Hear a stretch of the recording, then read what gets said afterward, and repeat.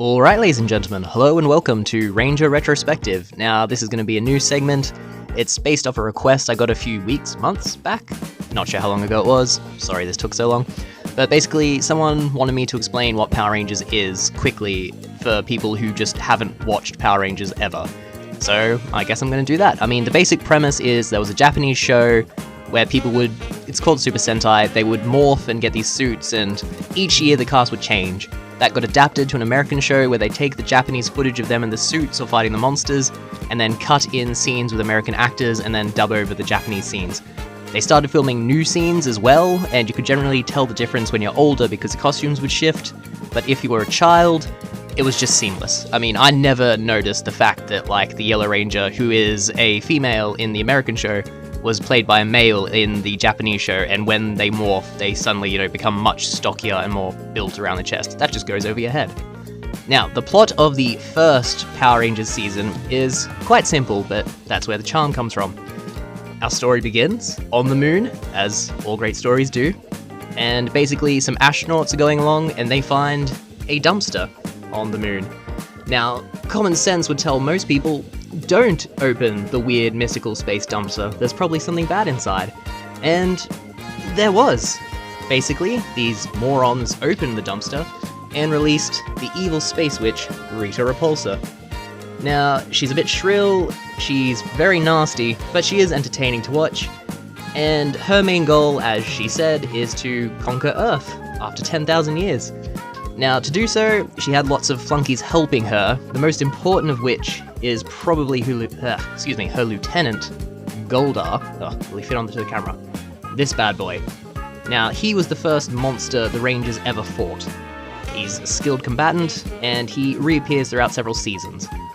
Now, the Rangers themselves were selected from 5 teenagers with attitude. Well, basically, that's what Zordon, this head in the tube, requested. See, he's been fighting Rita for thousands of years, and I think in their final duel, he succeeded in trapping her in the space dumpster, but she trapped his body in a vortex, so he can only communicate with our world through this tube.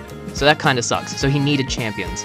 And he got Trini, the Yellow Ranger, Zack, the Black Ranger, Jason, the Red Ranger and the leader, Billy, the Blue Ranger, and Kimberly, the Pink Ranger. And basically, every week, Rita would create a new monster that the Rangers would have to stop and fight. Usually by summoning their Zords, because Rita could make her monsters grow using her magic wand, and then the Zords would come, and sometimes the Zords could beat the monster on their own, but more often they had to combine together to form the Megazord, which is an absolutely huge robot, and we just get some sick fight scenes. Now, that's, par the course for about half the first season. I'll show you one of the monsters Rita created, because the Lightning Collection has given us King Sphinx, who is a bit bigger than them, but yeah. So he was one of the monsters, he shows off the general aesthetic of the monsters. They were quite cool, always quirky, always had a nice gimmick, so that was where part of the entertainment came from. And then halfway through, things get more intense, because Rita decides she needs her own Ranger to take on the Power Rangers. And luckily, centuries or millennia, probably millennia ago, she defeated Zordon's champion, which got her the green power coin.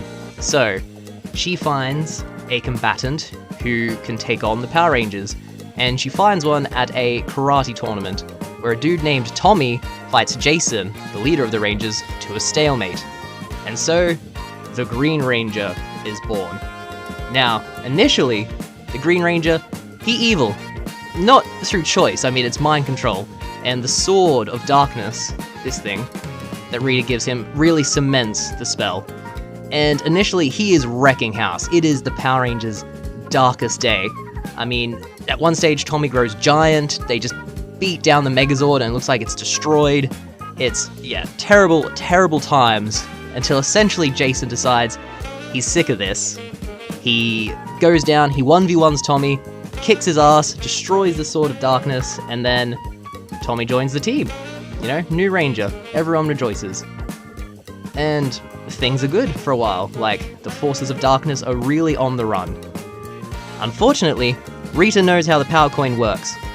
So after a while, she lights the green candle. Now, the green candle, oh, watch the camera there, basically links to the power source of the green power coin, and as it burns, so too does the power of the coin fade. So they try and stop this, but eventually the candle does burn down, and it looks like Tommy loses his powers. Tommy be gone. So we're back to Fire Rangers. It returns to the usual dynamic for a while. They are fighting monsters, stopping crime, just doing, the good stuff that the Rangers do. And then stuff gets really bad. What then happens is that during one of her various plans, Rita manages to get her hands on the other Rangers' power coins, so they can't morph. And the only hope in mankind lies in a ringer. They bring back Tommy. Now, Tommy, his coin may no longer work as it should, but he can morph for brief periods.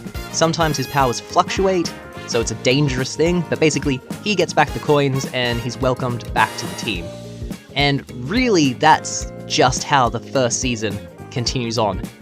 They have a really big showdown with Rita at one stage where she gets her hands on her own Zord, Goldar pilots it. It's quite cool, but then we head towards the second season, which is where things start to get really interesting with the introduction of Lord Zed and stuff, but we'll cover that in the second segment.